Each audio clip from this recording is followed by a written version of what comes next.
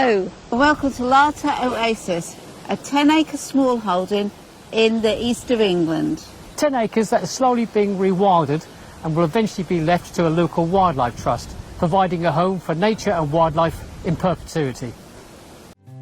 I can see you in the meadow, holding out your hand.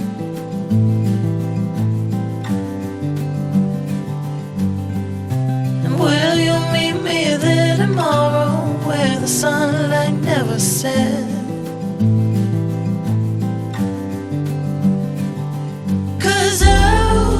Love you in the end, the corners of the earth, where it starts to bend.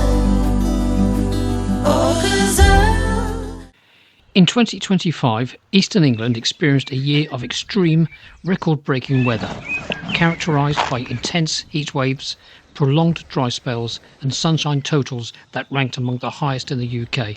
The region was consistently warmer than average, with summer 2025 officially confirmed as the hottest on record for the UK.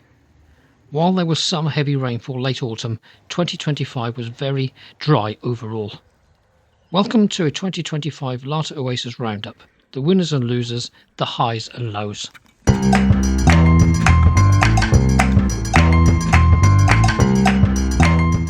In early spring, we cleared a few branches to make way for Bat City.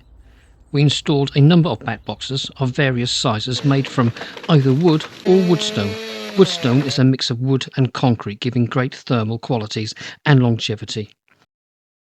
With help from Ben and Zach, our nephews, we got the job completed, and we are looking forward to finding out if any are occupied by bats. To inspect bat boxes, you need to be licensed, which we are not, so we will be strapping seed trays to the bottom of trees beneath the bat boxes and analyse any poo they collect. We believe this will give us an indication which boxes, if any, are being used and by which species. To achieve Bat City was a high for us. Whether it will produce any winners, only time will tell. After Bat City, we installed a number of bird boxes, traditional hold nest boxes made of woodstone for blue, great and coal tits, some open-fronted nest boxes for robins, blackbirds, wrens, song thrushes, spotted flycatchers, pied and grey wagtails, and we, rather Ben and Zach, put up 3 specialist nest boxes, tawny owl, great spotted woodpecker and kestrel. The open-fronted are placed near ivy and holly. In time, they will provide sufficient cover for safe use away from predators' eyes. The specialist nest boxes can take a while to be used. So, for the 2025 season, we were all eyes on the traditional 28mm and 32mm hole nest boxes, placed around Larter Oasis, and they were successful, providing a win for blue and great tits. It was also another high for us to see wildlife take advantage of the help provided.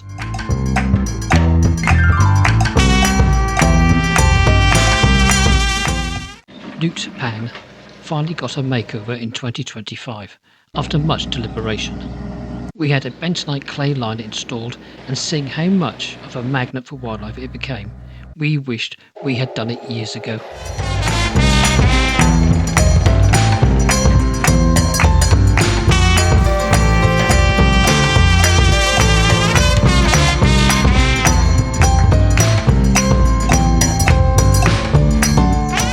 Newt Pan has seen its first amphibians, birds, mammals and dragonflies. We have seen roe and muntjac deer, polecat ferret, badgers, foxes, as well as red kite, buzzards and sparrowhawks.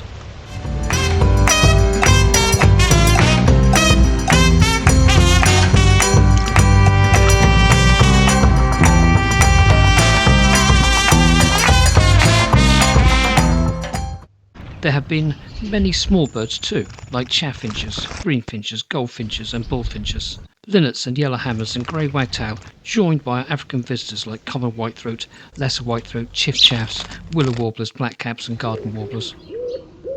We see both our woodpeckers here regularly too, the great spotted woodpecker and the green woodpecker. Our 3 resident thrushes, blackbirds, song and missel thrushes, visit daily, as does the robin.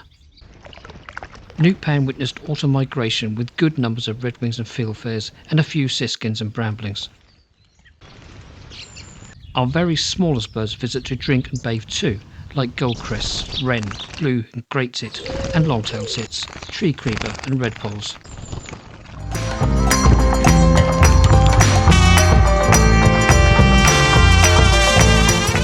We even caught a bat skimming the surface for a drink.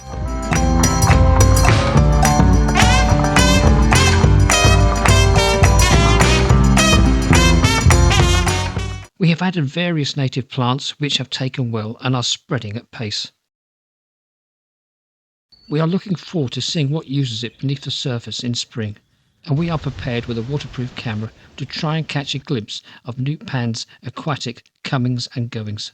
Newt Pan's makeover is another high. It is plain to see who all the winners are. We are so thrilled with Newt Pan's success, we are having a second pond excavated and a clay liner installed this spring, in Dampveld, not far from Bat City, and more in the open to aid swallows and bats get a drink without having to avoid tall shrubs on its banks. Price and project have been agreed with the company who did a great job on Newt Pan. Watch this space. Exciting times.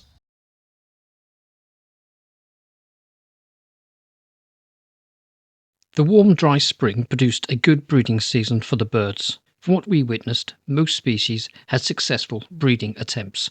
From thrushes, tits, doves, warblers, corvids and birds of prey to our African visitors, all appear to have done well, and therefore the breeding season has produced many winners. Two exceptions, one being the spotted flycatcher. We never saw or heard one in 2025 at Larter Oasis, making it a low for us. The other is a turtle dove. One turtle dove put in an appearance for one day only and never attempted to breed for whatever reason. The first time this has happened since we have been here nearly 30 years. We have heard it is solely down to farming practices and lack of habitat and food. We disagree strongly with this reasoning, being the only reason for turtle dove declines. Farming practices and habitats in this area have not changed since we have been here, and there is habitat and plenty of food available, and we used to have plenty of turtle doves in the area. We believe their persecution, shot in their millions, is a big reason. Yes, the EU has put a stop to this for now, but having been warned of their declines for several decades, they were awfully late to the table, and disgracefully so. There are many reasons for their plight, and to ignore their shooting in such large numbers, which is well documented, is again disgraceful. Their numbers have plummeted by approximately 99% since the 1960s, and recovery from such a low base is going to be slow, painfully slow. No turtle doves breeding was a first and a big low for us, and a big lose for turtle doves.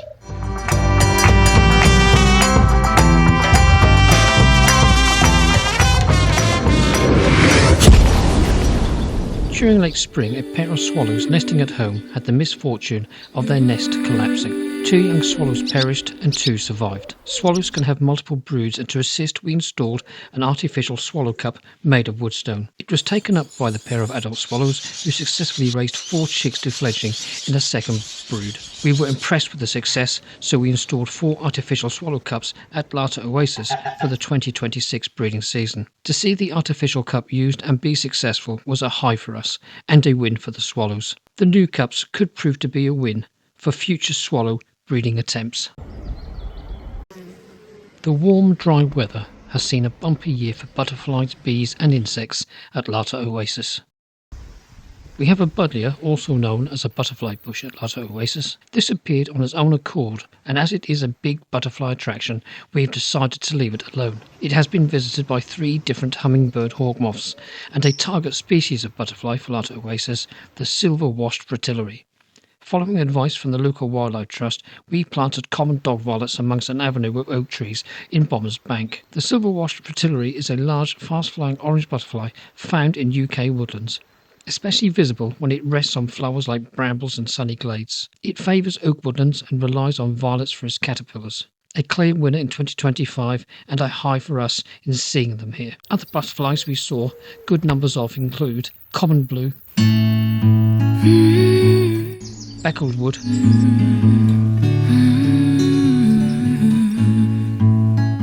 painted lady, There is a rainbow comma, up over your meadow browns, gatekeepers, been soaking, lying on a couch. ringlets, If only you coppers, red admirals, peacocks, All this time working it out. and small whites. Most butterfly species at Larter Oasis had a good year and were winners. The small tortoiseshell butterfly is the exception and is in difficulty for a number of factors: habitat loss, tidy gardens, pesticide use, and possibly the impact of a parasitic fly, Sturmia bella. Its population has seen dramatic declines, with numbers falling significantly over the last few decades, making it one of the most affected species in the UK. The small tortoiseshell butterfly is a big loser for now, and in general a low for us all. Unfortunately, we lost Limpy, our 17-year-old first-stage Suffolk, in May. Unlike most sheep in our experience, he never gave up, but the ending was inevitable. Like Gooty, he became a fixture, and we are missing him. Here he is, grazing alongside Willow in happier times. Rest in peace, Limpy. What do you need to get free? Orchids have been on show at Larter Oasis. Not as many as 2024, but orchids nonetheless. Changing all the time. A number of common spotted and a couple of bee orchids. There is a ghost Seeing orchids is always a high for us. growing in the yard. We lost our beloved Satara in 2025. A huge hammer blow. She entered stage 4 of kidney disease end of August, and before the first week of September was out, she had gone. So quick, too quick. We were not prepared for how quick, and we were sent reeling. It is the first time we have not had a pet hound, and the emptiness is horrible. We cannot nor want to claim to be any different. We understand everybody who has lost a pet goes through a mourning that is personal. Will we ever get another hound? Who knows? At the moment it is still too raw. We can't think about her without shedding a tear. Come meet me by the river under the woods. I love you, gold and silver. Losing Satara was a massive low in 2025. R.I.P. Satara. We will see you at the Rainbow Bridge.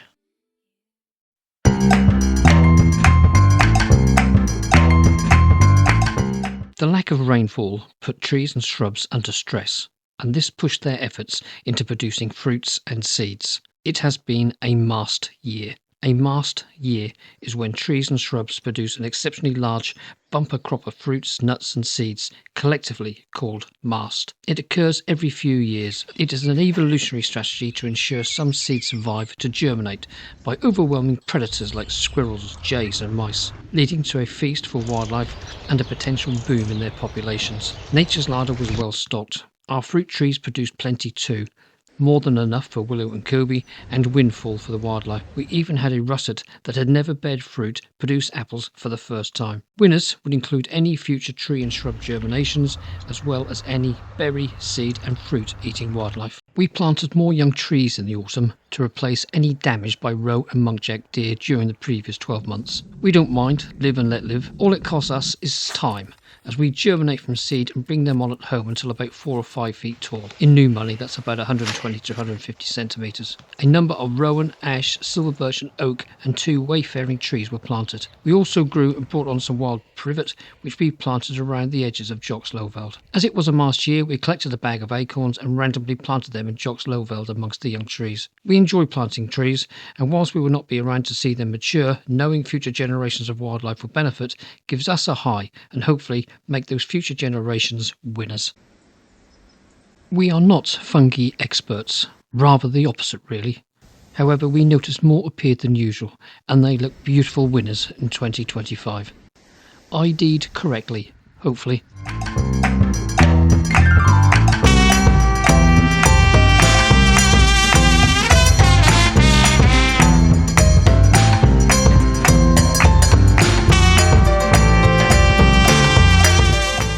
Marsh harriers were around Larter Oasis all summer and bred in the area, the second summer in a row. Their population is estimated to be between 600 and 700 pairs, a miraculous turnaround having been down to only one breeding pair in Suffolk in 1971. There was a pair of ravens overwintering in the area, the second winter in a row. We don't know if they bred somewhere around here in 2025 or not. Raven numbers have been increasing in the UK in recent decades, but still considered scarce in our part of eastern England. We sometimes see peregrine falcons in winter, and so far we have been fortunate enough to have had 3 sightings.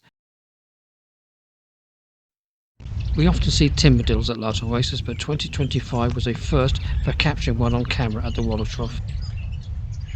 There are several areas we let go to seed at Larter Oasis, and small flocks of linnets and goldfinches are taking advantage. It is good to see less maintenance sometimes pays off for wildlife. In 2024, we never heard a cuckoo, but we did in 2025. We have plenty of one of their target species at Larter Oasis, dunnocks. Having said this, over 50 host species have been recorded. I was trimming some brambles late summer at the back of some apple trees when the shears pulled on a bramble stem, which in turn pulled on an active wasp nest. Well, they took umbrage at that and instantly showed their contempt by flying out of the nest in my direction, backside first, and continued to sting my face multiple times. When a bee stings, it's not too bad. A wasp, on the other hand, really does sting, and unlike bees, they sting multiple times. A painful experience. Our beehive at Larter Oasis came under attack by a green woodpecker, which eventually led to the bees abandoning the hive. We have repaired it and are hoping a colony will move in this year, 2026. A low for 2025 was discovering a young dead fox at the back of the hay store. It had scrapped a nest out of some loose hay, curled up and passed. It looked in poor condition, very thin. This is the fate of many foxes in their first year. Cutting out an existence in the natural world is not easy and not for the faint-hearted. An unfortunate loser and a low for us. As you can see, the muntjacs have been busy. Good to see new life. Not a native species, but as we have said many times, it is not their fault they are here. We had a couple of red deer stags rutting on the western boundary of Larter Oasis. That was a high, the first time it's ever happened. We were able to record it, but it was pitch black, so I couldn't get any images as such. But we had the clashing of the antlers and a tawny owl joining in the background.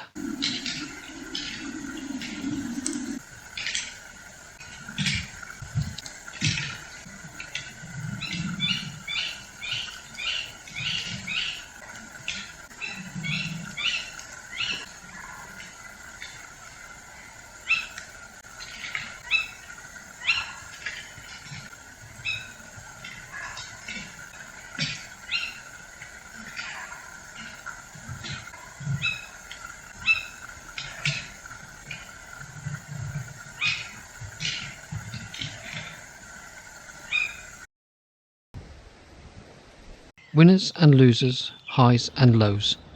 Nature delivers it in buckets. It is life, it's the way it is. That is thus. Tune in and you will live the best well-being there is. Try to live in the moment whenever you can. For true well-being, tune into nature, tune in to That Is Thus. Oh, 'cause I love you when it rains. All the shadows and the pain will never be the same. Thanks for watching. Take care. Bye for now. Bye.